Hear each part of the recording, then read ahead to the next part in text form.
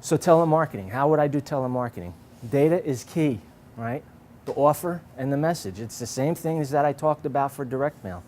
What's relevant in telemarketing is identical in direct mail. I have to make sure I have the right people that I'm talking to. I have to make sure, really sure, that in the first few seconds I can collect my thoughts and make sure that the message I convey to them gives them what's in it for them, why should they continue to talk to me. And if done right, it is highly effective. It is highly effective, especially if done in conjunction with a direct mail program, okay?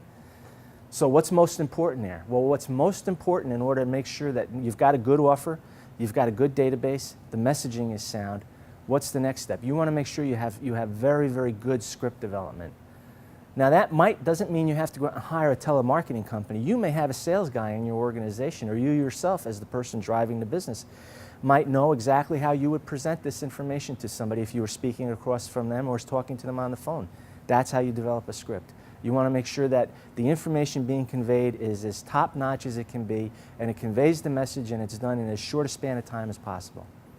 Okay? So that's the script. Training.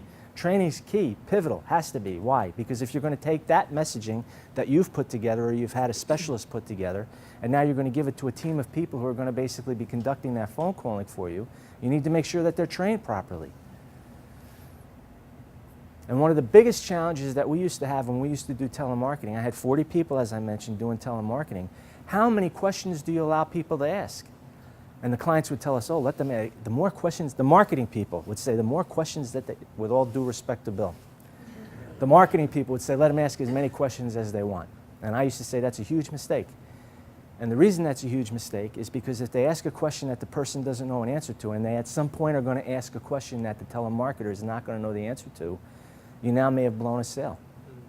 You're much better off if you've got somebody asking questions like that. That's a buying decision saying, it sounds to me like it would be really great for you to talk to Jerry. Or let me connect you over to Sue, who's basically our expert on that, and pass them right in.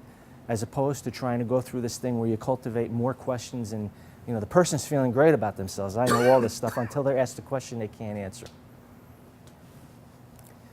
And data capture. I can't emphasize this enough, right? I spoke about that earlier in the discussion. I covered it a bit in direct mail. Being able to capture the information of who you've talked to, what you discussed with them, timestamp it. Have your telemarketer or have your secretary, whoever's doing the calling, have them indicate on there when they last spoke to somebody. You don't want to use an expensive CRM program? Do it in Outlook. Outlook has a way that you can flag it on the right-hand side. And you can flag it on the right-hand side, you can use a color. Have them flag it in yellow, and that's the telemarketing. And they should follow up in 2 weeks, and they can put a reminder, and it'll pop up the morning when they come to their desk. You don't need an expensive program. You don't need to build anything custom.